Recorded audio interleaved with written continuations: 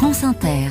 Anthony Bélanger, une cérémonie inhabituelle a eu lieu samedi à l'Université de Pennsylvanie. Université de Pennsylvanie qui est l'un des plus prestigieux établissements scolaires du pays. Or, il y a 2 jours, tous les officiels de l'État étaient rassemblés sur le campus. On rendait hommage ce jour-là au reste de 19 Afro-Américains qui, depuis les années 60, étaient entrés dans les collections du musée de l'université, le Penn Museum, et avaient été reconnus et catalogués par des étudiants perspicaces de l'université qui ont épluché les archives. Et notamment l'un d'entre eux, un doctorant appelé Paul Wolfe Mitchell, qui il y a 3 ans seulement, a publié un rapport dans lequel il nommait au moins 14 Afro-Américains de Philadelphie et de sa région parmi les restes humains du musée. D'où viennent-ils ?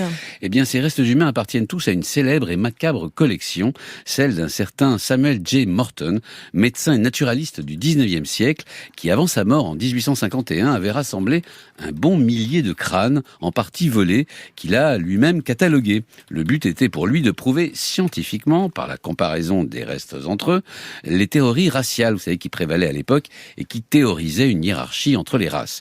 Après sa mort, cette collection a continué à grandir jusqu'à devenir particulièrement gênante lorsque ces théories racistes se sont effondrées scientifiquement.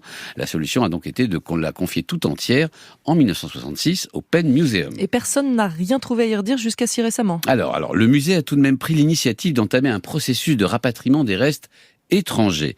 Il y a plusieurs années, l'idée était de renvoyer l'essentiel de cette collection composée de crânes récoltés dans le monde entier, dans leur pays d'origine. Sur ce sujet, pas de problème, le consensus était général. Le problème est donc apparu lorsqu'on s'est rendu compte que des Philadelphiens afro-américains faisaient partie des collections, 14 dans un premier temps et 6 de plus, en cherchant bien, tous recueillis au 19e siècle parmi les indigents noirs morts dans les hospices et souvent nés esclaves. Or, on ne sait absolument rien d'eux.